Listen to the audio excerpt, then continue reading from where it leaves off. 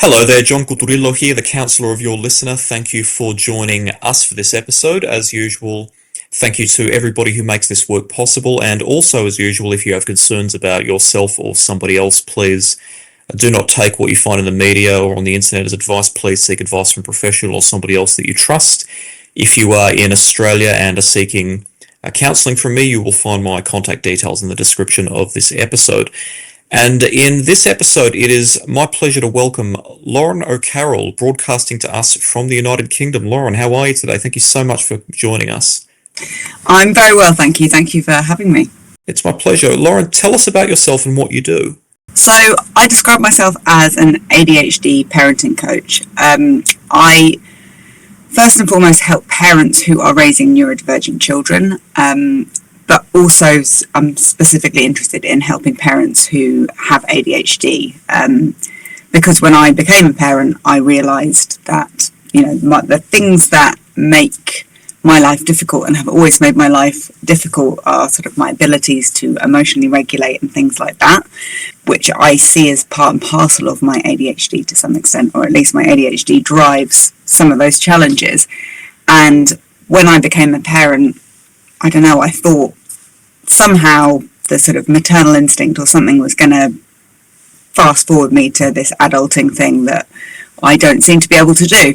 And it didn't. And, sleep deprivation and all the other things that come with being a new parent made actually all of those challenges harder. And I realised I was looking everywhere for how can I be a good parent? How can I figure out how to do this? And there was nothing on if you have ADHD yourself. There was lots and lots about if you have a child with ADHD, if you have a child who's autistic, if you have a child with, whatever the different challenges are. But as a parent with those challenges, there didn't seem to be anything. So after struggling for many years with it, I decided to train myself up specifically in parenting, and with that focus on actually providing something for parents who then themselves are neurodivergent. Wonderful. And I understand you've also recently written a book. Is that correct? I have indeed. So it's called You're Not a Shit Parent, You Have ADHD. Wonderful. So links to Lauren's work and to her book will be in the description of this episode for anyone who wants to find her. Now, in today's episode, we're discussing a big subject. This is one of the most complicated, nuanced subjects that I may have discussed thus far. And it's what is the utility of normality if there is such a thing as normality? And we're going to be exploring this because the discussions about neurodiversity and the various states of mind and conditions that constitute neurodiversity have made salient the idea that much of what we consider to be normal doesn't have to be that way. It's more a result of habits that society have repeated across time or have repeated for convenience rather than having innate virtue. And it's brought to bear the idea that often there is, in some domains, there is no such thing as an objective normality because there are a wide variety of ways that a person can function and still live in a healthy fashion. But that also brings to bear another issue, is there a utility to normality?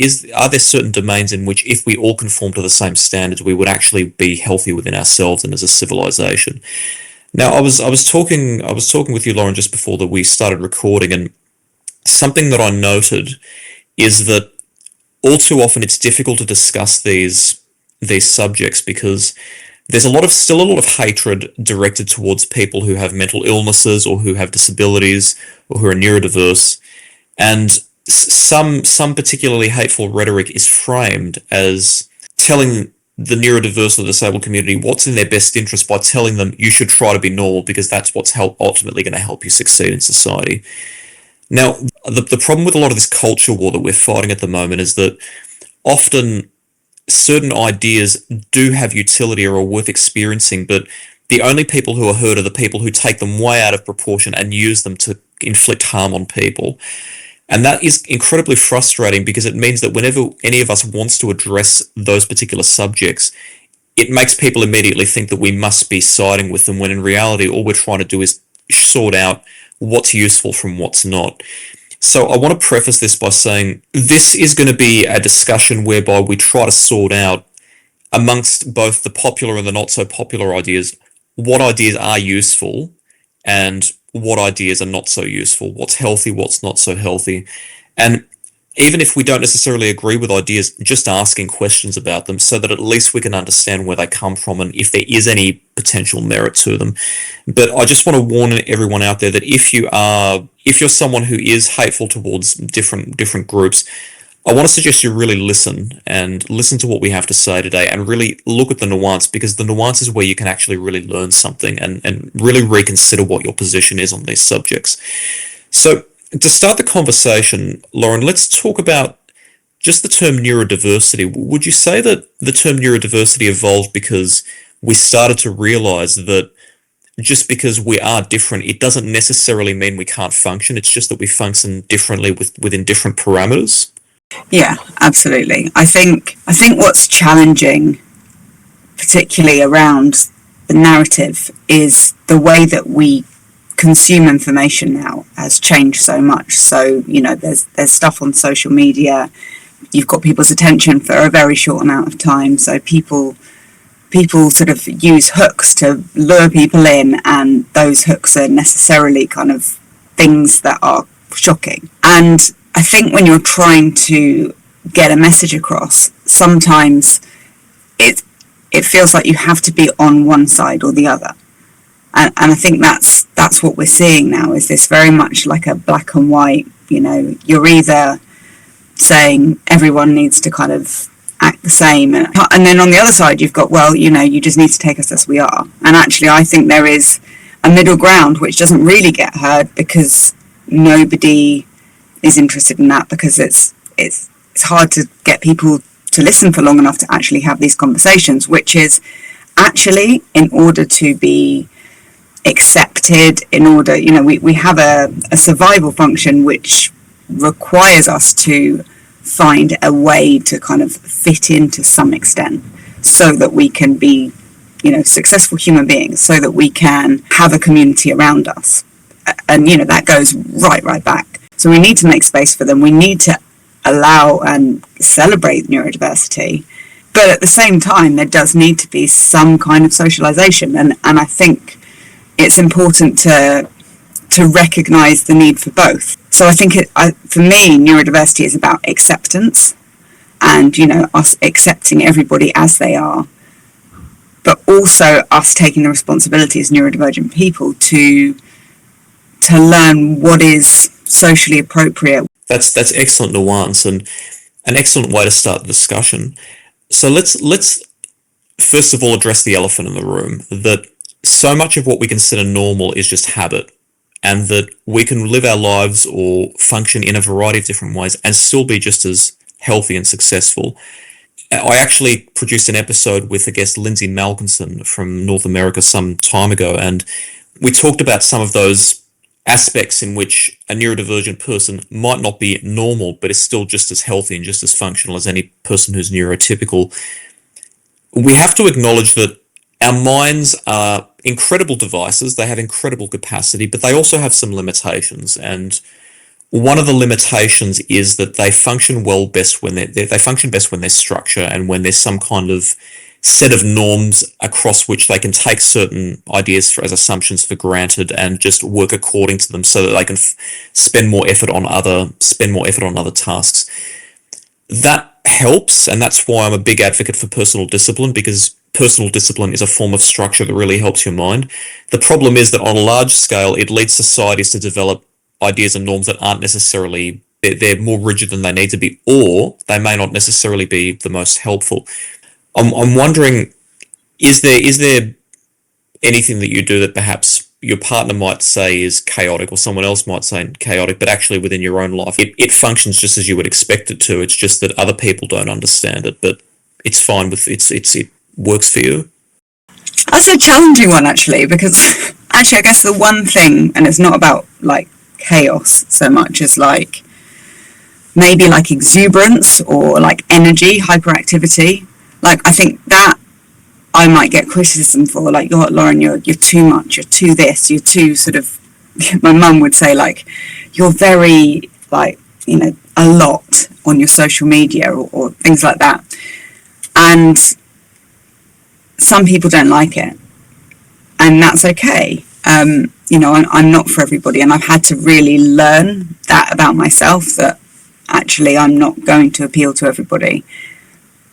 But for my work, for instance, or for my friendships, they're not the people who I would be terribly happy spending lots of time with.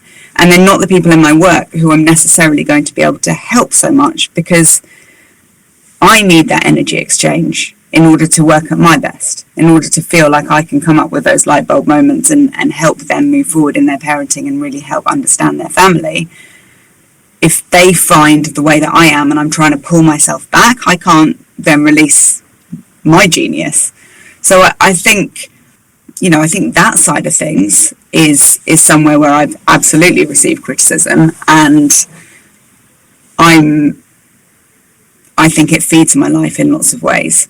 But it does mean that there's certain jobs, certain people, certain environments that I don't thrive in. And, I've had to learn to be okay with that. I think the chaoticness of my life, I don't know what the answer to it is, because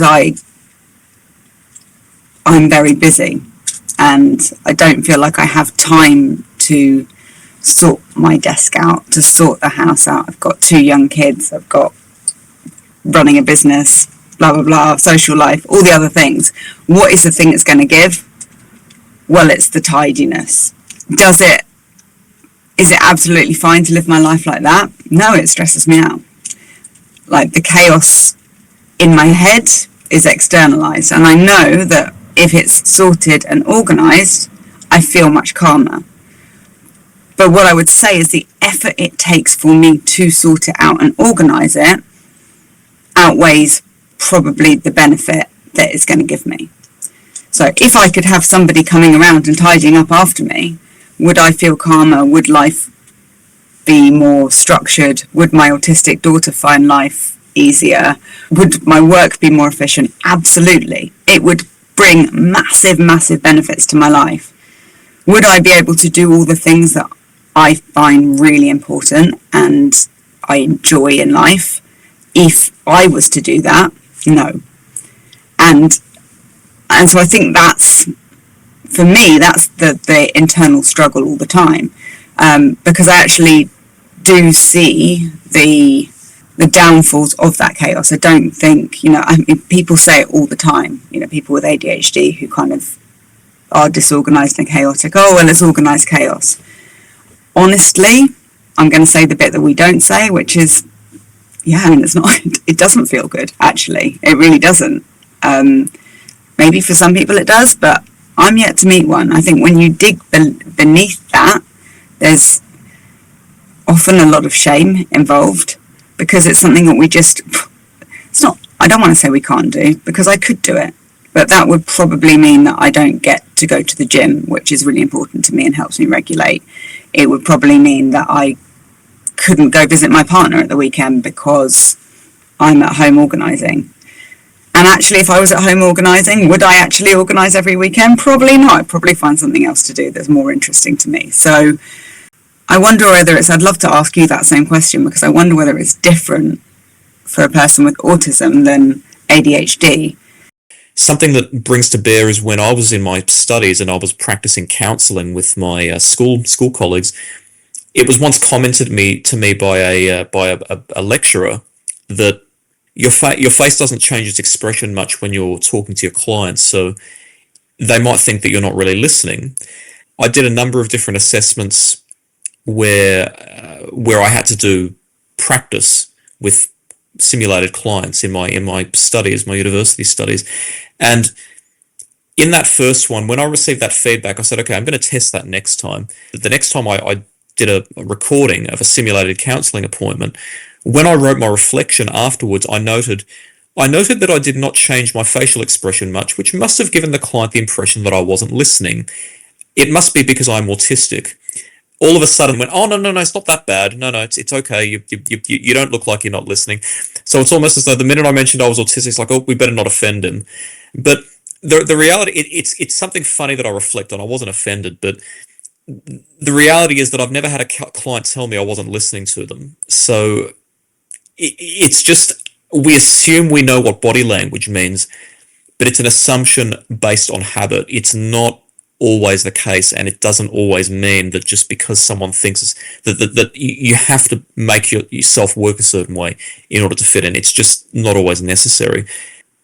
That example of social media and being expressive is an excellent one, because while there is such thing as inappropriate expression, there's also just strong expression, and sometimes people aren't used to strong expression, and because we're not used to something, we assume it's a threat. So we may interpret someone as having who has particularly strong expression as being a threat to us or being uncomfortable, when in reality, it's just that they're exercising their expression the way that they see fit to get the message across. And this is one of the situations where I would say actually often conformity is the downfall, because we're all too often encouraged to conform just for the sake of keeping the peace. But what that also does is it allows harmful or invalid ideas to perpetuate without anyone questioning them. So often strong expression is necessary to encourage people to think differently and to understand that sometimes what we assume is true is not necessarily the most useful idea. So that's an excellent example that you gave there. What I want to address here next is the idea of labeling and how helpful it is. A long time ago, up until about 2013, I believe, in the Diagnostic and Statistical Manual, which is the official piece of literature that's used to classify different mental illnesses. It stands for the Diagnostic and Statistical Manual of Mental Disorders. There was a diagnosis known as Asperger's syndrome, and Asperger's syndrome effectively was, in its description, a mild presentation of autism. Now we've amalgamated that with autism spectrum disorder, and we have autism spectrum disorder levels 1, 2, and 3, where 1 is the least severe, 3 is the most severe, effectively non-verbal or practically non-verbal, and within those 3 categories there's much variance. Something that we need to ask more often is whether some of these diagnoses are actually necessarily, first of all, whether they're useful, because there are plenty of people with level 1 autism, myself included, for whom the autism has absolutely no negative impact on their social life. And I can't help but wonder, why are we so intent on labeling those individuals and wanting to single them out as different? Can't we just appreciate them for being who they are individually, rather than putting the label autism on them? Because there's really, in a social sense, there is really only one major utility to diagnosis of anything. It's to be able to identify when something is wrong and accumulate knowledge of it so that we can help that person heal. But if it's not causing you a problem, like, why do we diagnose it? It's as if we're calling it a mental illness, but it's not what's affecting that person. So is it even worth being able to diagnose a person with that milder presentation with autism when it doesn't really do anything for them? Yeah, it's a really interesting question. I have a slightly different take on this, actually. I often will say to parents, because it's often parents who are like, I don't want to give my child a label. What I will often say is, what label are they going to be given, or what label are they going to give themselves if they don't get that label? For me, a diagnosis is around understanding yourself and a tool to advocate for your needs. I don't think it should be necessary. However, in our society, the way that we live in the West, so in Australia, in the UK, in the States, most of Europe, the way the education system works, if you present as autistic, if you present as ADHD, then there's going to be certain negative labels that you're going to be given, or you're going to pick up about yourself. For me, as an example, I thought that I was stupid. I know that I'm not stupid. Like, intellectually, I can sort of see, okay, now I know I have ADHD. I know that I struggle to focus. I struggle to concentrate when things aren't interesting to me. I wasn't stupid in school. I wasn't learning in a way that really worked for my brain. And when I'm interested in something, I can deep dive into it. However, I've never been able to shake the feeling, despite years of therapy and all the rest of it, that I am inherently stupid. That is such a core belief that I have held from a very young child. No one has ever told me I'm stupid. But those people who are like, oh, well, you're an all-rounder, or, you know, some people are good at this and you're good at ice skating. And I'd be sitting there thinking, well, I'm good at ice skating because no one else ice skates. So that's the way I'm good at ice skating. It's not that I'm particularly skilled at it. It's just that not very many people do it. And, you know, my brain would always be kind of coming up with reasons as to why they were wrong and why my belief about myself that I'm stupid was correct. Also, you get like, well, you're naughty, you're lazy, you're whatever. I think as somebody with autism, you get those comments about, well, your facial expression isn't giving much away, for instance, or the way that you socialize doesn't fit the expectation here. So, you know, maybe you'd get the sort of, I don't know, a label of being maybe awkward or something like that, which again, like, affects how we feel about ourselves. So until society, until workplaces, schools, and just the general populace can be truly neuroaffirming and can understand that people are all wired in different ways. I mean, what is neurotypical would be another really interesting question to get into, because is anyone actually neurotypical, or we're all going to be wired slightly differently? It's just the people who get categorized with these labels under the DSM-5 are people who present with a certain intensity of those symptoms. And I think until we can start to truly accept people for who they are, these labels are helpful explanations as to why we act differently. And if we don't have those explanations, then it can be very easy to sort of start to feel a lot of shame for who we are. That's an interesting perspective, and I'd agree that it really is I'd say it's a deficit in our society that that other people need to hear the labels in order to be accepting of the person receiving the label, rather than simply being able to accept that person as they are to the extent possible. And the example that you gave of how an autistic person might socialize is an excellent example of that. Let's say it looks awkward to the person perceiving. In other words, it's not a familiar way to socialize to them, so it looks awkward to them. It seems to me like a bit of a mental a deficit in the way we conceptualize things, that we have to have some answer of either they're autistic or they're awkward. Well, why does there have to be either of those? I know that the purpose of the label is that it does provide some path to acceptance, but I'd want to encourage more people to just take acceptance as to try to contribute to acceptance in and of itself without having to have the labels there. That way we avoid medicalizing the human condition, because sometimes the label can also it can influence how people see you in ways that are also not necessarily as helpful. I mean, there was a study done years ago in which people who were otherwise functioning in a normal fashion, who had no mental illnesses, went undercover as psychiatric inpatients, and they entered a psychiatric ward and reported as having mental illness symptoms. But then after that, they basically acted completely as a person normally would.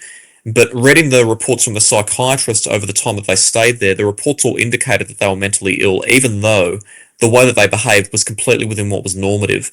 So even putting a label there can fool highly educated people and make them see things that are not there. And I think there's a real danger that if we rely on labels too heavily, rather than being self-motivated to just see that some people are different and that we're all different and that certain things just aren't worth labeling, or really that it's not worth picking on people, or that we shouldn't pick on people, that it's not helpful, that it's harmful to them, and that it does us no good either. Until we get to that point where we can let go of certain things that are just not worth making an issue of, then we're still trapped in a cycle.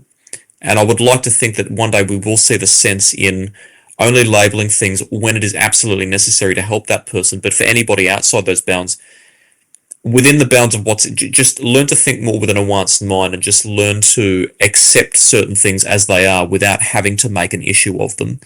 As we're going to discuss, there's a healthy sense of fitting in with society, but then outside of those bounds of what we need to basically work cohesively. A lot of it, there's a lot of freedom for us to just be who we are, and it doesn't have to cause problems between people unless people let it cause problems. And so if someone's behaving in a way that's awkward to me, like that seems awkward to me, if I accept them as they are, the likelihood is either the awkwardness won't become an issue, or it may even feel less for them because they might start to feel more comfortable around me. If I turn it into an issue and start picking on them for it, then of course it's going to become an issue. They're going to feel more self-conscious, but then it's going to become more of an issue in my own mind as the perceiver. And I would argue that a lot of the issue is in the mind of the person perceiving, not necessarily the person doing or the person receiving the label. Yeah, no, I totally agree with you. I guess what was coming into my head as you were speaking was, because it's relatively a new thing, and certainly we're hearing it in the press in the UK a lot at the moment. I imagine you're having similar in Australia. Is this idea of well, suddenly everyone's got autism and ADHD, and there's this massive explosion in diagnosis. And is that a good thing? I don't know. But looking back 20, 30 years when people weren't being diagnosed, what was the experience like for people who weren't getting those diagnoses? Were they, what was their mental health like? Were they being accepted, or were they being treated badly? And were the people who had ADHD, autism at the time, people who, were they affected by their sense of self?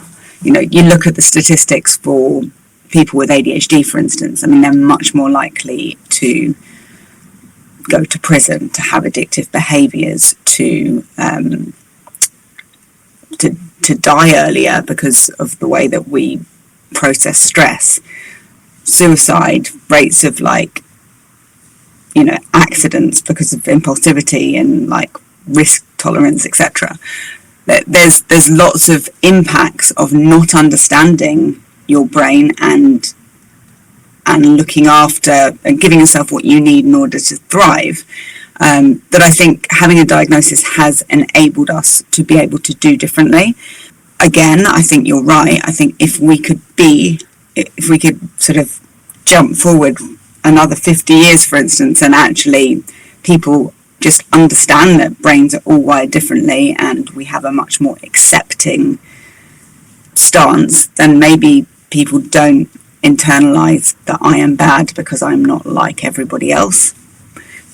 That would be ideal, and you wouldn't need the diagnoses. But at the moment, I still feel that actually having a diagnosis can be supportive, just even if it's in terms of you understanding yourself, or for a child, their parents understanding why they act the way they do. So I tend to look at things through the lens of the nervous system and safety. So if we can feel safe, then we can perform at our best at home, in the workplace, in society, in school, wherever.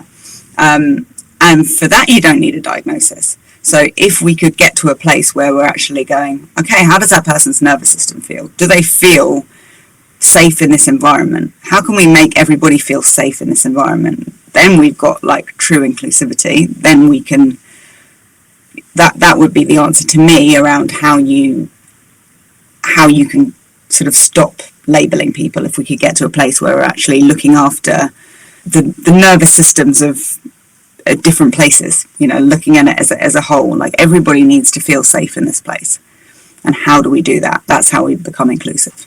Absolutely. And even in an inclusive society, there is still a value of diagnosis, and we'll talk more about the meaning of the term mental illness in just a minute. But if someone has problems in living, then a diagnostic system is a way to identify how that problem in living compares to other people who've had the same experience, and also what's more likely to help that person. If we didn't have the type of classification systems in science that allowed us to diagnose ADHD and autism and dyslexia and dysgraphia, we wouldn't have any idea about how to help people who have those conditions, because we wouldn't be able to accumulate knowledge. So that process is a very important one, as long as it's carried out in a humane fashion.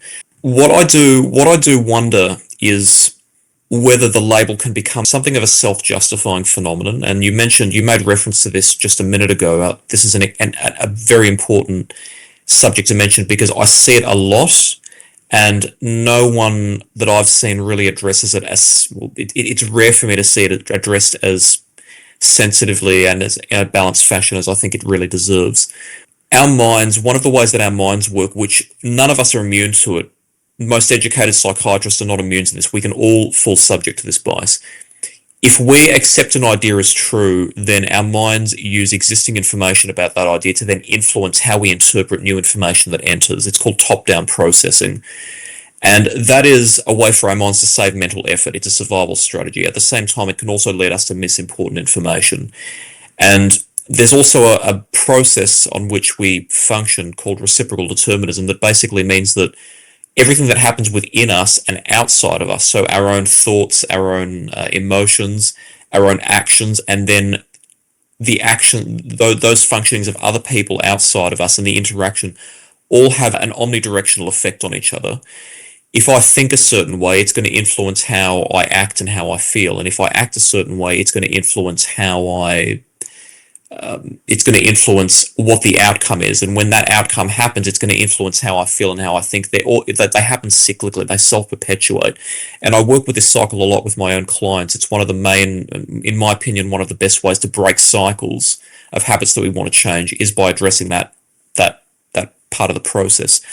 But this is all to say that I do sometimes worry that the way that we perceive and understand neurodiversity is we've adopted the labels as legalistic in some way, as if to say, when a person meets the diagnostic criteria, for example, for autism or ADHD or any other condition which we deem to fall under the category of neurodivergence, we then use assumptions about what that means to guide how we treat the person and actually limits what we expect of that person, which then limits what they think of themselves.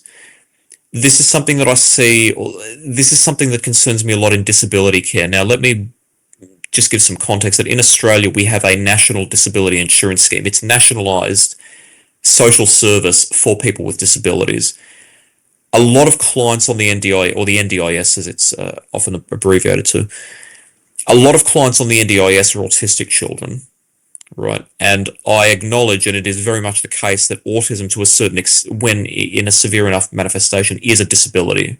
I have a suspicion that what happens all too often is the label influences far too greatly how we help clients and how parents help their children. My suspicion is that something of this description happens. We find that the child meets the diagnostic criteria for, say, autism spectrum disorder. Because we are aware of how vulnerable that person may be too hesitant to challenge them or too hesitant to consider whether there is a chance that they may be able to fit into society without us violating their rights or without us depriving them of autonomy or of freedom. We don't look for that nuance. We're very protective of them, and we have a good reason to be protective of them. We don't want them to get hurt. You shouldn't want any child or any person to get hurt.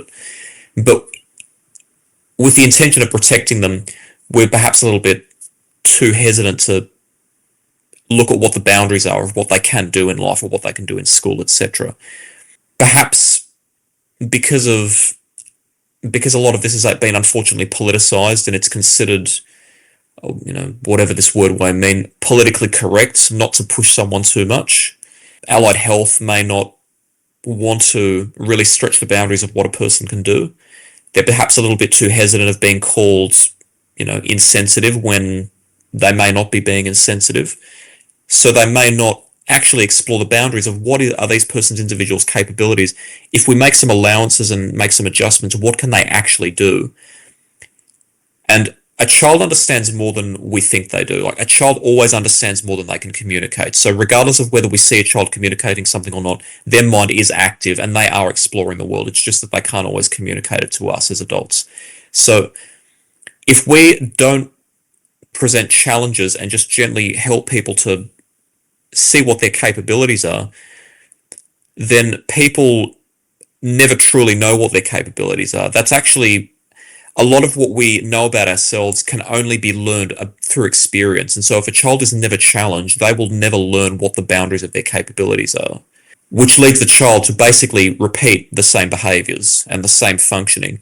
At the same time, parents of autistic children are going to be quite stressed because it is difficult parenting a child with special needs. So that stress is going to come out in the parents' behaviors. The child's going to sense that stress. They're going to start acting in a more stressed manner. Parent sees it as escalation. They get more stressed. It reciprocates between the two. Everyone's trying to protect that child. They're hesitant to sort of try and challenge the boundaries. And the cycle just continues. What if someone were to say, hey, everybody calm down, like let's learn to self-regulate, let's really coach the parents, which I imagine is what you do as part of your job. You teach skills. This is how you self-regulate. Now, let's give your child some accommodations, but let's see what they can actually do. Let's give them a challenge and see what happens. And obviously have safety in place so that the child doesn't get hurt, but safely encourage them to sort of test the boundaries and then see what happens. And then once a child sees that they can do more, they're going to want to do more and more and more, and you keep encouraging them. And it's not just with children, it's with adults too. I think something that I would like to explore in a future episode more, but like this is a sentiment that I have. We focus a lot on what society does to oppress us, and society does have some oppressive structures, but what we also don't realize is that how we think society sees us also influences how much we're willing to do, which can then end up with us oppressing ourselves. And the problem is if we don't realize that, we basically get stuck in the cycles and we never really truly realize what our capabilities are. And I think it's hard to really broach that subject because it sounds like being insensitive, but it's certainly possible to be sensitive and give people the sort of assistance they need without unintentionally teaching them to limit themselves. And I think there's nuance in that is very much worth exploring, especially in allied health. Yeah, I mean, I totally agree with you. There's so many things you said there that just, I was nodding vigorously. The first thing I would say is I think there's also this just societal narrative at the moment that, we can't let our kids do anything. We've got to keep them safe. We can't let them go and play on the street anymore because they might get abducted. I mean, the chances of that is teeny tiny. The chances of if they're at home and they're on their devices, that's the area they're gonna most likely struggle, right? That's the Wild West, and we don't understand what they're seeing on there. I actively encourage my children, who are 7 and 10, both neurodivergent, to go and play out on the green outside my house. Yes, they can cross the road on their own. And it's different for different children. If I had a child with level 2 autism, level 3 autism, I'm not letting them cross the road on their own probably. They're going to need more support. I mean, that's what the levels, they are sort of levels dictated around the amount of support those children need. But I know neurotypical children on my street who are 10 years old who aren't allowed to go and play on the green without a parent there. And to me, that's actually quite harmful, because how are children learning the skills? And I think the point around what we expect of our children, the way that that I would describe the kind of parenting that I talk about is we give high levels of support, but we also hold high expectations of our children. And those expectations aren't, I'm holding a high expectation of you acting like a neurotypical child. Absolutely not. I'm going to help you understand how your brain works, and then I'm going to help you understand how you can best utilize the brain and body that you have to, pursue the things that interest you and, that can make a contribution. And with parents, parenting generally, I'm going to do myself out of a job here, but essentially, the way that we parent is through modeling.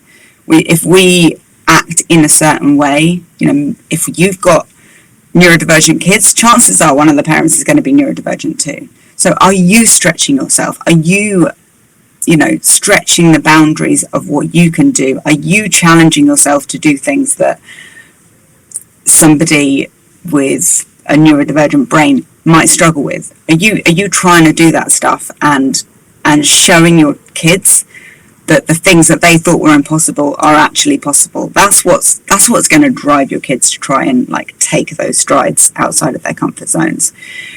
But what I see all too often And again, it comes down to the nervous system. If we feel safe, if our nervous systems feel safe and we're not kind of constantly looking for threat in our environment, we're then able to relax a little bit more and take a step further out of our comfort zone. So I do things with parents like, setting them like families, a bravery challenge where everyone has to do something that scares them every day.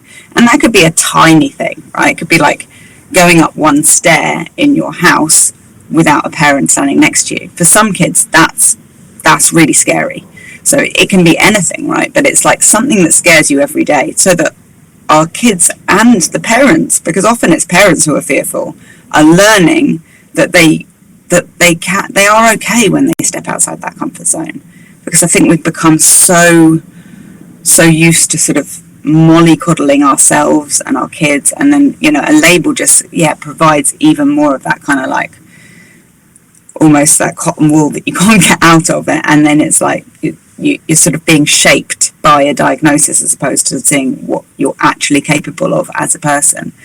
You're absolutely right that children have to be, in order, they have to witness modeling in order to learn, and they have to have experience in order to learn. As we sometimes like to self-pacify, and this is not to do with children, more to do with just society as a whole, that we like to pacify by assuming that everything's just in our head, and if we don't like something, we can just change the way we think about it. But in reality, your nervous system and your brain don't have limitless bounds. Like, they have limits, and they have to work within certain parameters, otherwise they can suffer. So to a child who has not yet learned to deal with the world, it's completely unreasonable to expect them to be able to regulate if the parent can't regulate themselves, and teach that to their children, and then have the children watch that and witness it, and then learn to replicate it. We have to be compassionate to our limitations and understand that trying to work against them is never going to produce fruitful results, regardless of how much we want it. So we might as well start focusing the effort on working within the parameters and learning to overcome boundaries rather than just trying to fight against them. I think that's something that we desperately need to learn. As a counsellor, I receive referrals from others, and I also like to help my audience become aware of resources and other providers which may be beneficial, as well as help other individuals and organisations gain exposure. That's why I host the Your Listener Partner Network, and I'd like to thank my partners for their support. Today I'd like to introduce MJC Partners. Operating since 1980, MJC Partners in Dandenong, Victoria provide accounting, bookkeeping, business coaching and finance services, servicing some national and even some international clients. They've been recognised by Business Review Weekly and the Australian Financial Review as one of the top 100 Australian accounting firms several times. Recognising the complexity of tax law, they employ specialist accountants in numerous domains, while also having an extensive referral network of related service providers. Knowing business owners value their time, they may be able to visit clients depending on their location and scheduling. Contact MJC Partners on www.mjcpartners.com.au. Something else that you mentioned that's very important is the idea of a protected characteristic, and this is another area that's really important to explore, is the idea of identity. And in recent years especially, we've expanded the term identity to include all different membership of a lot of different types of groups. I sometimes wonder whether using neurodiversity as an identity could potentially also be, again, self-limiting, or maybe even segregating in ways. The thought that I've always had is this: if somebody does something excellent, I think the biggest compliment is to acknowledge that they as an individual did it. I think if they do something really well, to say you are an excellent writer, creator, engineer, inventor, doctor, whatever it is you may do, I think the greatest compliment is to really acknowledge that they individually, through their own hard work, did it. But to say my autism is a superpower and therefore I can do this, this, this, and this, what that basically means is I have no skill beyond what I was lucky enough to receive from nature, without regard for the fact that regardless of what capabilities you may have naturally, you have to work to make them happen. So your own individual choices still played a huge role in that. And I think stereotyping and making a cultural trope of neurodiverse people and basically turning them into these idols that we look to whom we look up and say, oh, these people are brilliant. unless you're acknowledging that person's individual qualities, I think it's something of an insult, because it treats that person as just something that nature was lucky enough to create, rather than an individual with thoughts and feelings and individual qualities and aspirations that make them who they are individually. And another thing that I say, and this is a really qualitative concept, but whenever someone says that their group membership is part of their identity, my thought is always, but there are many people who are part of that group, but there's only one you. So what makes you individual? Wouldn't it? Don't you think it would be a bit more honoring of your individual virtues to say, I am John, and these are my qualities, and the fact that I'm a member of a group that shares some qualities with other people, that's fine, but I also have all these other qualities that are really individual and unique to me, and that's what makes me great, and that's what makes other people great as well. I can understand why we like to associate with groups. It is a sense of security, and I mean, in a society where everybody wants to label you a weirdo and bully you, then it's only right that you'd want to associate with people who accept you. That makes perfect sense. But is it also possible that we perhaps just are too keen to focus on group membership, and we don't look enough into what our own individual virtues are? Because I think that's what makes a person brilliant, is what they bring to the table. It doesn't even matter what society says. Yeah, absolutely. And look, with identity, there's people seek identity. It helps us feel like we belong. But neurodiversity, or any other identity like race, gender, there's so many different types of ways that people can identify that have nothing to do with anything they've done. It's just, well, I was just born this way. And I think it's really sad if we're using them as our identifiers. So, I've had this conversation a lot, like, what other things do you do? What makes it? For me, like, I'm somebody who, currently I'm doing a lot of CrossFit. I also mountain bike, I snowboard. I'm really interested in psychology and neurodiversity and parenting. And I happen to have ADHD, and I, do all these other things. All of those things are what makes up my identity, not the fact that I have ADHD or the fact that I'm a woman.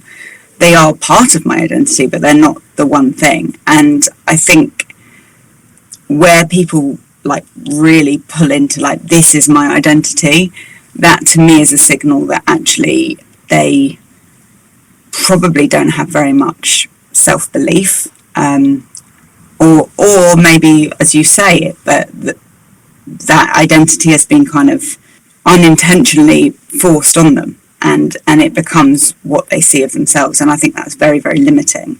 And you use the example of people with autism who have done incredible things, and I totally agree with you that like we shouldn't be like, well, it's because they're autistic that they've done this thing. And actually, when I look at neurodivergent brains, I think, well, when you look at what really interesting new ideas that are coming into the world that are actually changing the face of how we live, they're generally neurodivergent people. Like, there is an absolute need, even today, for a neurodivergent brain. And if we put it too much into a box and say you've got to act like everybody else, there's no space for those ideas. And I do think that's still important to say, because not because they're autistic or because they're neurodivergent in some way, but because if we try and make people fit the mold of neurotypical, then, we really damage self-esteem. And I think we then limit the ability for that person to use their brain at its full capability. And so that's my point that I'm making there is, we as a society should be encouraging people to use the brains that they were given, because we need the whole plethora of different brains that are here to do all the things that we need to survive on this planet. So, it's not because of the autism, but I think that there's certain brains that are going to come up with some ideas or have more ability to, but I mean that to come up with certain ideas or to invent things, but that takes a huge amount of effort, a huge amount of discipline, a huge amount of self-belief and determination and all of that stuff, and all of that weighs into somebody's identity as well, right? Like, being somebody who's got that amount of like drive is a huge part of their identity, not the fact that they're autistic. And just as I'm sure there are other parenting coaches who focus on helping children with ADHD and who have that lived experience, there's not another one like you, Lauren. Perhaps something that's a bit more controversial, but still, again, sort of worth examining is whether we can attribute autonomy and responsibility to people who are neurodiverse. I've seen examples before of, say, people talking about famous artists or musicians who were very controlling within their groups, perhaps a little bit difficult to work with, or perhaps just straight out manipulative. Like they'd stab members of their band at the back, they'd abandon people, they'd, insult the other members of their band and say, you're horrible, we've got to do it this way, we've got to do it that way. Very manipulative. Perhaps people have a little bit of a sense of humor that is very impactful in a negative way to other people. Think about people who have YouTube channels who like to prank unsuspecting people, or who they might have, they might have a sense of humor that likes to poke fun at people unjustifiably. It can strain to bullying. Every once in a while, you hear people talking about an individual of that description, and someone will pipe into the conversation and say, "Haven't you heard of neurodiversity?" That comment does two things. Number one, it's making people think that all neurodiverse people are like this person who we all find really annoying, which is not good for the neurodiverse community, most of whom are not annoying. What it also does is it basically makes a person look like they can't take responsibility for their own actions because they're neurodiverse. Both of those messages to me are just distasteful, because you're either insulting an entire group of people, well, you're simultaneously insulting an entire group of people, and then, on top of that, sending a message to somebody in an indirect way of, doesn't matter that you hurt someone, or doesn't matter that what you did was offensive, you can just forget about it, wasn't your fault, you're autistic or you're neurodivergent, don't worry about changing it. Yeah, no, I totally agree with you. I think I touched on it earlier. It's about that taking personal responsibility. And I think we need to, certainly for myself, it's much easier for me to just accept that I'm somebody who's going to be late, that I'm somebody who's messy, that I'm somebody who's XYZ. And where that's not affecting anybody else, fine. But when it's affecting other people, I need to take responsibility for how that affects other people. And yes, I may need to work harder than somebody who's neurotypical in order to turn up on time. But if somebody's got an appointment with me and I'm always 20 minutes late, then that's not acceptable. If somebody's, if I'm living with somebody who finds chaos and mess really, really challenging, then it's not acceptable for me to continue to live how I do. Like, I've got to make adaptations, and that is going to impact my life. That is challenging for me. And I can find it challenging, and I can seek support, and I can use scaffolds, etc. But I do have to take some responsibility of going, well, sometimes I have to do things that are hard for me, and that's okay. If, I'm somebody as well, somebody with ADHD is much more likely to interrupt. And yeah, to some extent, I'm going to allow myself to be an interrupter because that is who I am. And in certain circumstances, with certain friendship groups, with certain people, it's fine to interrupt. It works. It's understood. In certain situations, that's not okay. If I'm talking to somebody who's very quiet and reserved and doesn't say much, and I keep interrupting them, then I need to be more aware in those conversations. I need to have that personal responsibility of going, let me make sure I give this person a chance to speak. And, it comes with, everyone's got their own things that they find difficult, but we do need to have that self-awareness to the extent that we're able. And often we need external supports to do that. Like, if I've got friends who aren't calling me out where I'm really overstepping the line, or people around me who aren't calling me out if I'm overstepping the line, they're doing me a disservice.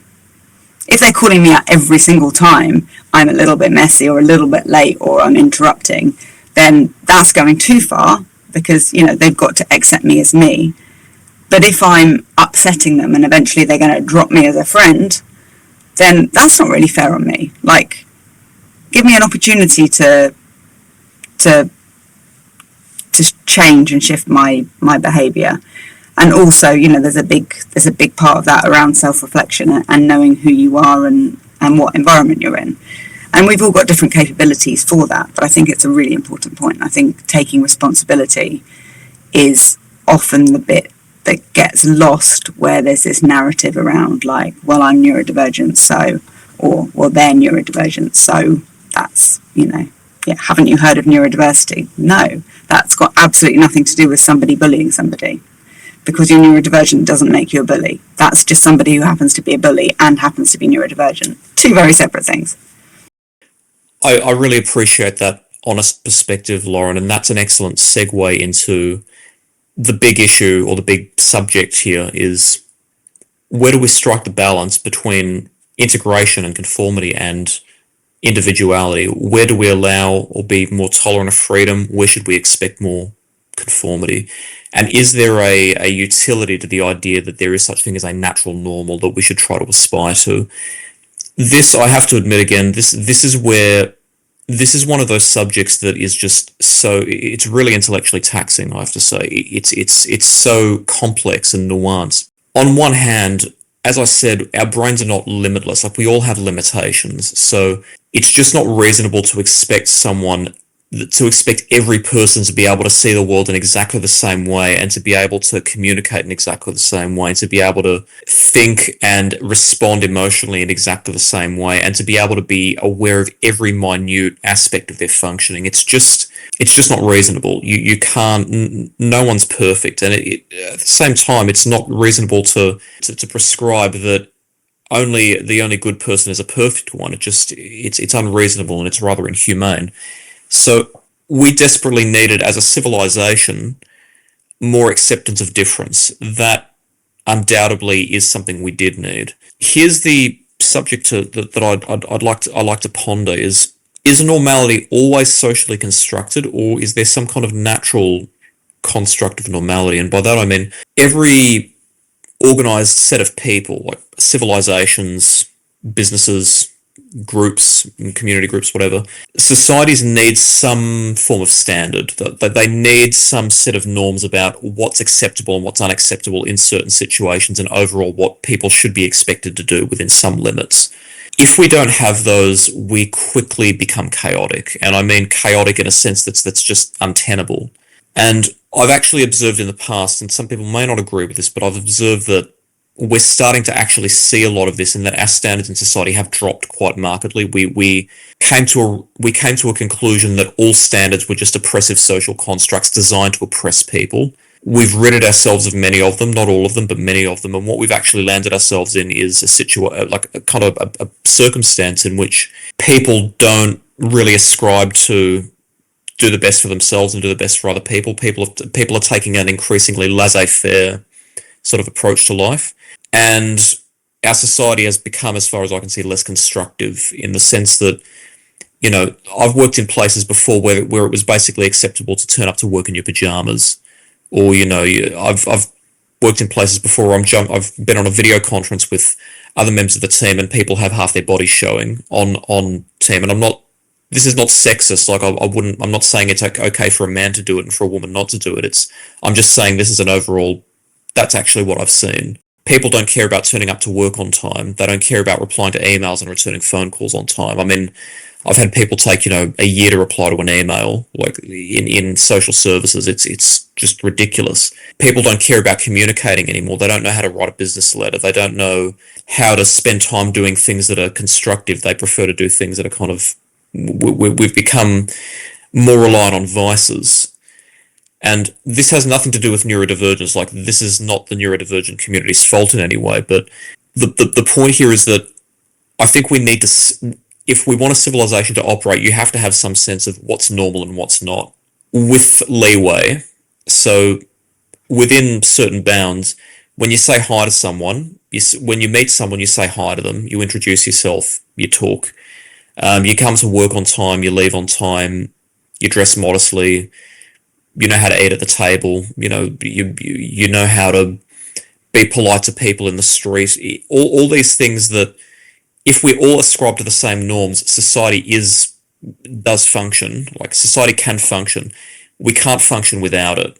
I sometimes wonder that not the communities themselves, but kind of the people who benefit from us. I think there's sort of certain people in the media and in politics who like to kind of say we're on the side of this group or that group, but we're really not. We're just using their kind of identity as a virtue signal, as if to say, oh, we support these groups, but behind the scenes they really don't, and they're actually quite bigoted and prejudiced. But I get the feeling that a lot of us are starting to misinterpret the meaning or the sentiment behind diversity, neurodiversity, and acceptance.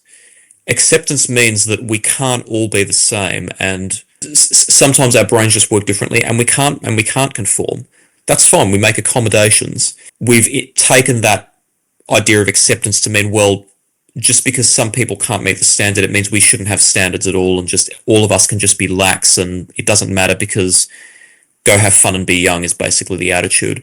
I try not to sound dismissive, but I think people really need to wake up to this and say, yes, certain people can't meet the standards. We make acceptance, we make allowance, but for the rest of us, come on, knuckle down. It would not be acceptable to give me allowances because I can meet the standard. I can work within society, like I'm able to, so it's perfectly acceptable that I should be expected to. For somebody who maybe has an intellectual disability or has some other type of disability, then yeah, there should be allowances where we're reasonable. But for me to be able to turn up to work 20 minutes late and for no one to raise an eyebrow about it, that's not a good thing because I know better. Yeah, and I mean, it also stops things operating, right? If everyone's allowed to turn up to work when they want, then how do you ever have a meeting, or how do you ever get things done? If you're a counsellor and you're turning up to work 20 minutes late, well, what happens to your first client, and then what happens to everybody after that? There's knock-on effects.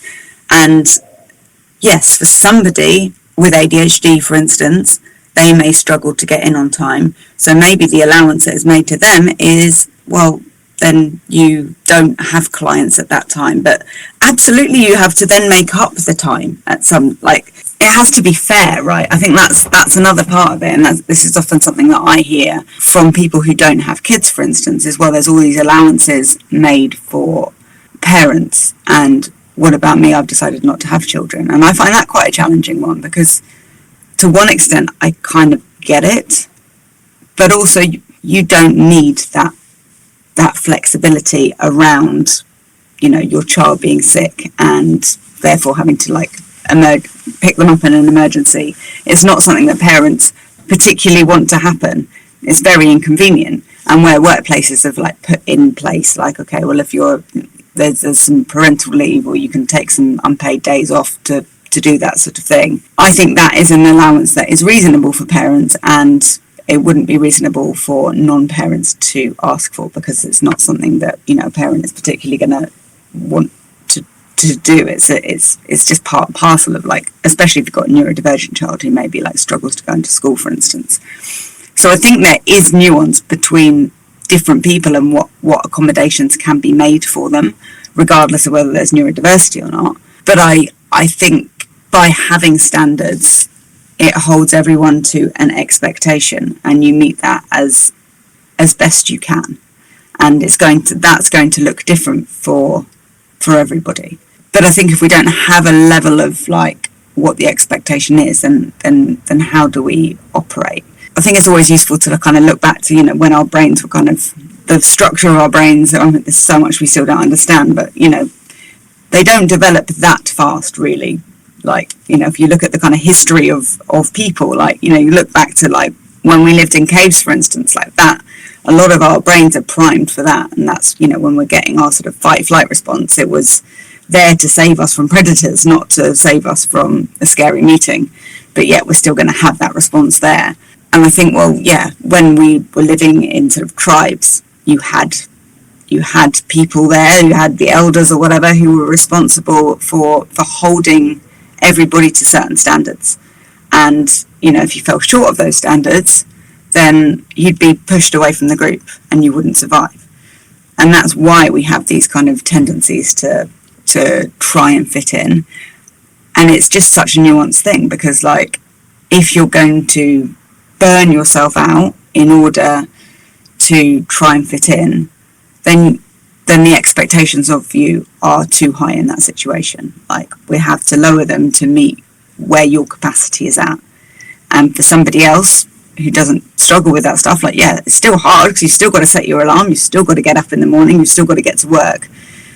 That's hard for anyone, but for somebody who, you know, maybe also has massive social anxiety, they may struggle to get on public transport, they may have had challenges the day before and weren't able to sleep. There can be so many different factors that are playing into the fact that somebody's late for work. It's not a level playing field, and therefore it necessarily has to be nuanced, but we still need to have a certain amount of expectation.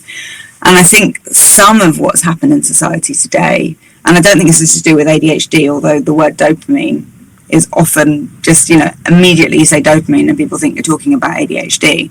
But actually dopamine is something that we all crave as people. We all need to get ourselves going, and it motivates us. And it's so quick and easy to get dopamine these days. And, you know, it's hard to sit down and write a business letter. So why wouldn't I use ChatGPT to do it?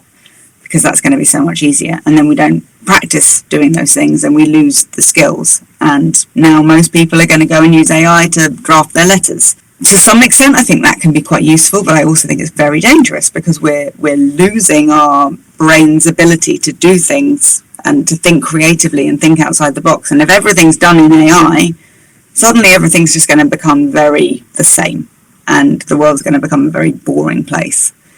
So, yeah, I mean, I think the next decade is going to be very interesting to see what happens to our brains if we continue going the way we're going. I'd be fascinated to see the difference between MRI on a brain 2 years ago to in 20 years. And my guess is that certain elements of the brain will have kind of shrunk as a result of not being used anymore, which is really scary.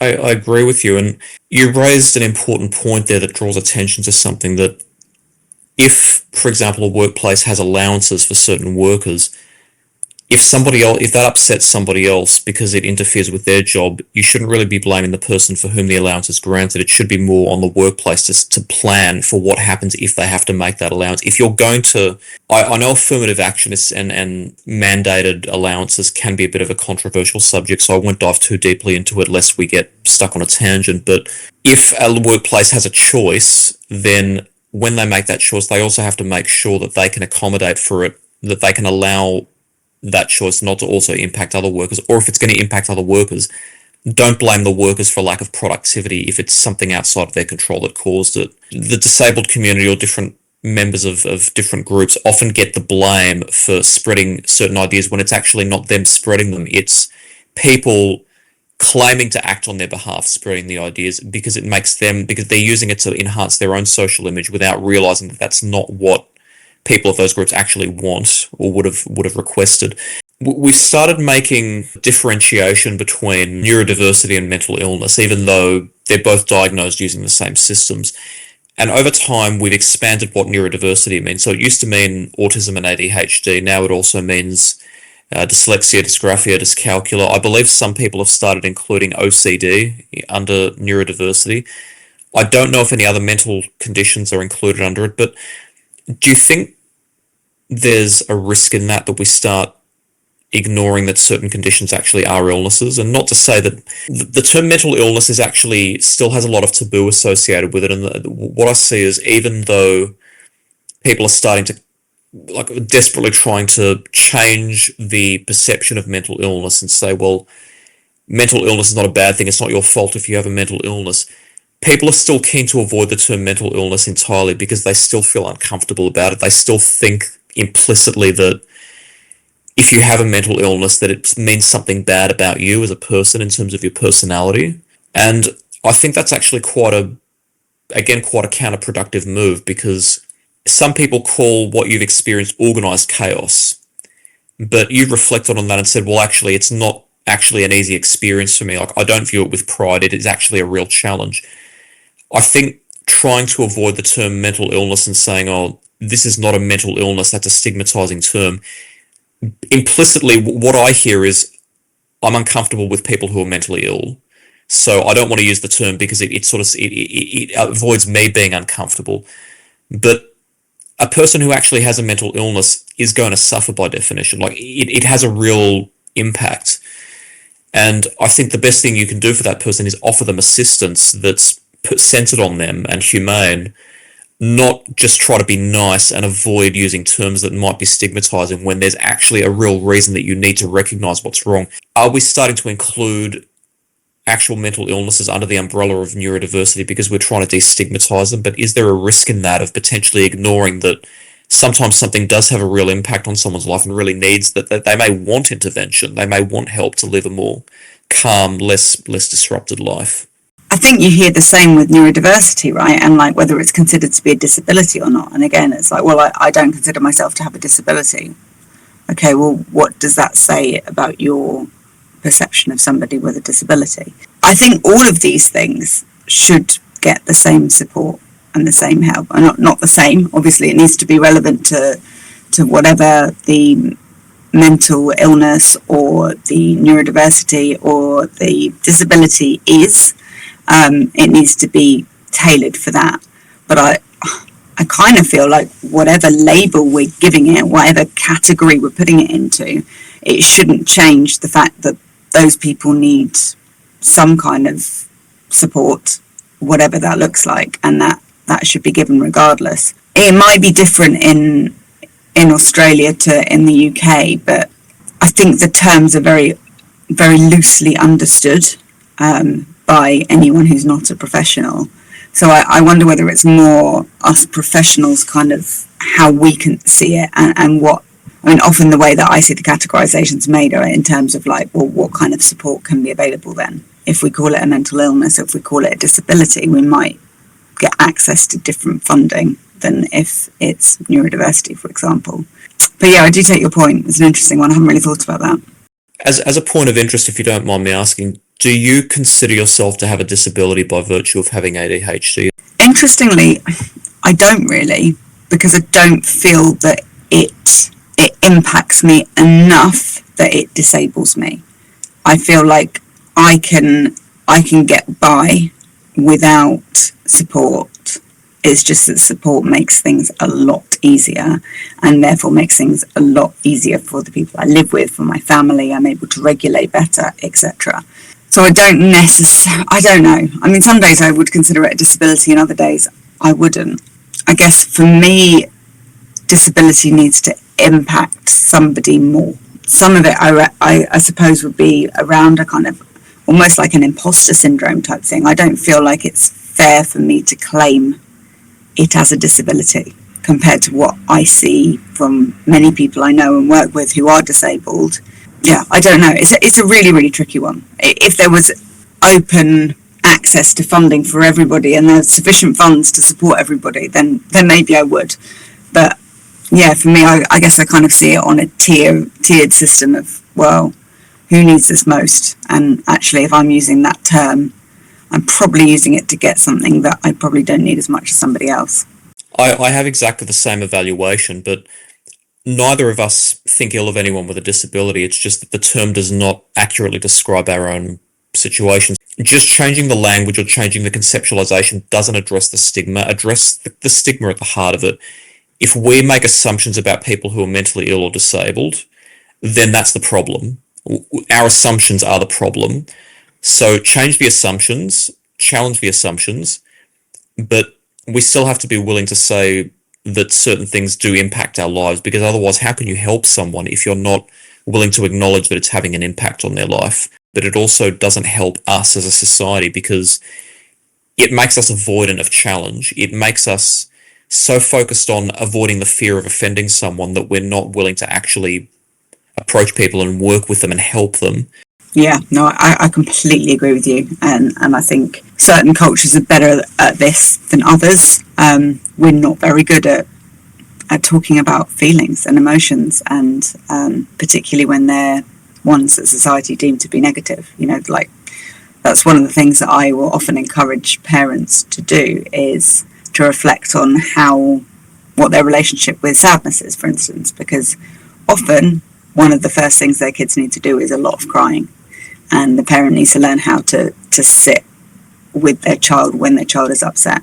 Like, our job as parents isn't to make the pain go away or to make sure our kids are always happy. Like, we need to help them learn how to sit with their own pain and to process their emotions rather than just pushing them down all the time.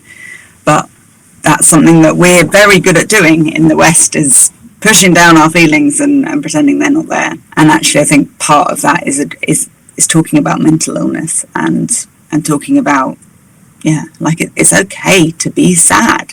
It's part of the human experience. We should be sad sometimes. We should cry. We should be angry. Like, all these emotions which are difficult to experience. I think we learn that they're difficult to experience from our parents, and then we then can't tolerate them in other people, so we kind of pretend that they're not there in ourselves. And I think that's a big piece of work that I do with parents, and the emotional regulation part is like, actually, how do you regulate yourself so that you can be present with your child while they're going through experiencing difficult things. And often then my work is helping that parent to process some of that stuff with me, so I can help to co-regulate them through their experiences of feeling the stuff that they don't want to feel. And often it's a case of them needing some therapeutic support as well to help them with that. Yeah, as I find that as advanced as people like to think the West is, we still struggle in some of these areas, and we still forget that, again, your brain's designed to work a certain way. Yes, it's flexible, you can train it, but you're never going to overcome all of the little imperfections and sort of eccentricities that make us human. Being hard on yourself might make you feel like you're an adult, and you might feel like you're giving yourself due discipline, but if it's not working, what's the point? You're just you're unnecessarily suffering, and you might end up causing some long-term harm. Take what seems like a slightly longer route to the final destination, but you may learn that that's actually the route that gets you there, and it's better for you. This is one of those unrealistic norms, that emotion should not play a role. Yes, you need to regulate it. Yes, you need to have logic be a mediator and moderate emotion. But in the end, if something's bad for your emotional health and it's unreasonably so, then there's only so much of that you can take before you crack under the pressure. I think most people, if you put them under that pressure enough, they would crack. And I don't think that's a fault. I think that's their mind telling them something's wrong. And something is wrong in that situation. Yeah, I mean, we need to learn to listen to the messages our emotions are giving us, right? I mean, that's what they're there for, is to give us messages about what needs to change, or what was important, or, whatever it is. And yeah, often it does get to a place where we only seek help once it's, become very desperate, and that's a shame. It is a shame, because mental wellness starts long before we even reach the point of mental illness. It means learning to optimally use and take care of our minds. I want to ask you as a final point here, Lauren, if you have an opinion on something that has been quite a topic of controversy in the world of helping children with autism and intellectual disabilities, in particular, applied behavioural analysis. Do you have any perspectives on it? For the reference of our audience, applied behavioural analysis is a type of psychotherapy. It's a type of psychological therapy. It involves understanding what motivates a person of a description to act as they do, and then basically shape how they choose their actions based on the consequences they produce.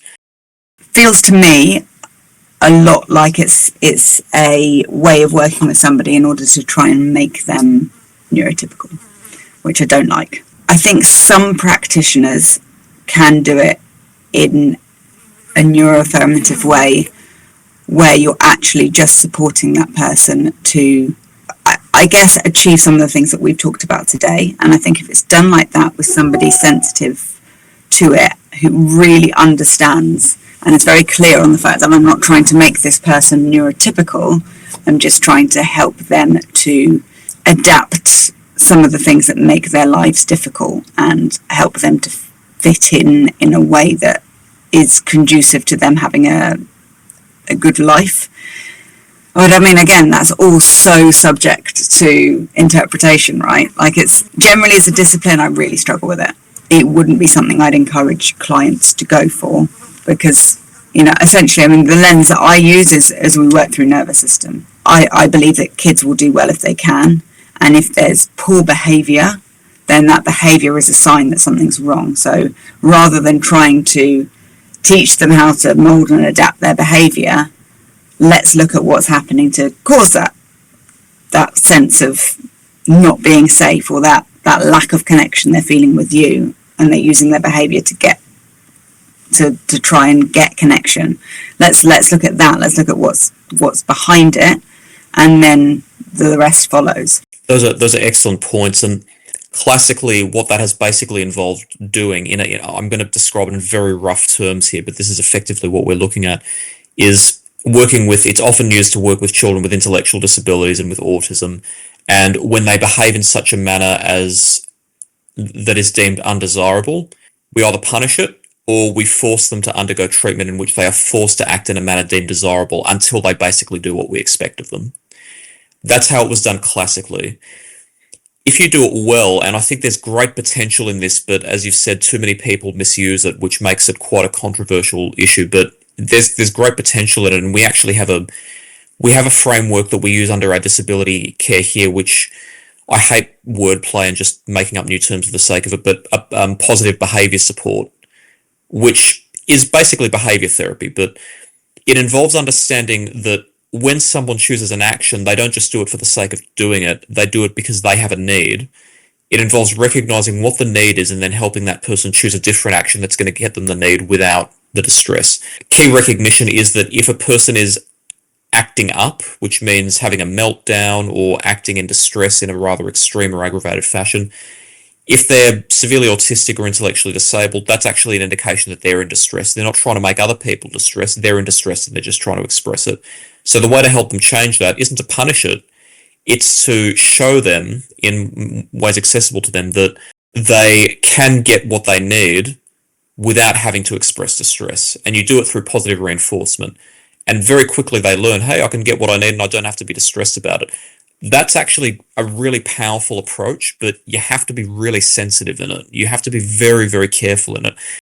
I want to say to our audience to just take note of this very carefully, that as we've discussed today, yeah, there are certain ideas that we've developed that may be misguided, like trying to make the world a softer place, and through doing that, not teaching children to have resilience, for example, or not teaching children to stretch their boundaries, or letting go of standards. But the last thing we want to do is try to solve those problems by taking it out on vulnerable people, or hurting vulnerable people.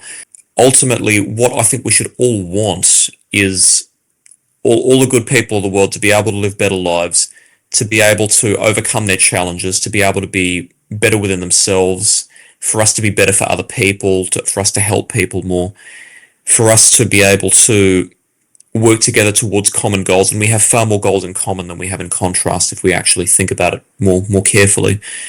If you're someone who has strong opinions about this subject, I really urge you to just reflect on what the source of them is. And Lauren, I want to thank you today for contributing to the conversation, because what we've done today is we've critically examined all the different nuances of this subject of normality and neurodiversity that all too often are weaponized. But what we've done today is we've given one example of how we can deconstruct it in a way that's really helpful, and shows that just because we may have some flaws in the theory doesn't mean we have to react in a demonizing or destructive way to try and solve them. We just need to look at things more carefully, but ultimately involve people in the process, and not become accusatory of one another, because that's just going to cause further problems, and it's going to cause human suffering. Thank you so much for joining us, and thank you for making this discussion so informative. Is there anything you'd like to sort of leave us with before we finish today? Yeah, I mean, thank you so much for having me. I think it's been a fascinating conversation, and yeah, I mean, I guess from a parenting point of view, it's just coming back to that thing about what are you modelling to your kid? What are you modelling to your child? And how can you emulate what you want to see? And often that is working on yourself first, right? So it's working on our own regulation so that our kids can regulate alongside us. It might be working with a therapist to help you to uncover some of your patterns, and things like that. So yeah, I mean, that's I guess, like bringing it back to parenting and how you can shift some of this immediately. It's just, I think, reflecting on that. And yeah, if people have ADHD and are parenting, I've got a book coming out very soon called You're Not a Shit Parent, You Have ADHD, which isn't saying you've got ADHD, so don't worry about it. It's kind of more looking at what parts of being ADHD is affecting our parenting. Why are you struggling with certain things, and helping you to kind of tease apart some of the things that might have happened in your past that are coming into your parenting now, and looking at ways that actually you can scaffold yourself and support yourself and parent in a way that works for you. And it's the same if you're autistic or, you know, anything else really. It's like, how can you support yourself to be able to do this thing that's really hard, like parenting, to the best of your ability. And with that, thank you to everybody for joining us today. As per usual, if you have concerns about yourself or somebody else, please do not take what you find on the internet or in the media as advice. Please seek advice from a professional or somebody else that you trust. If you are in Australia and are seeking counselling from me, you can find my contact details in the description of this episode. If you would like to give feedback on the program or would like to be a guest, please contact me. I love to hear from my audience. And until next time, take care.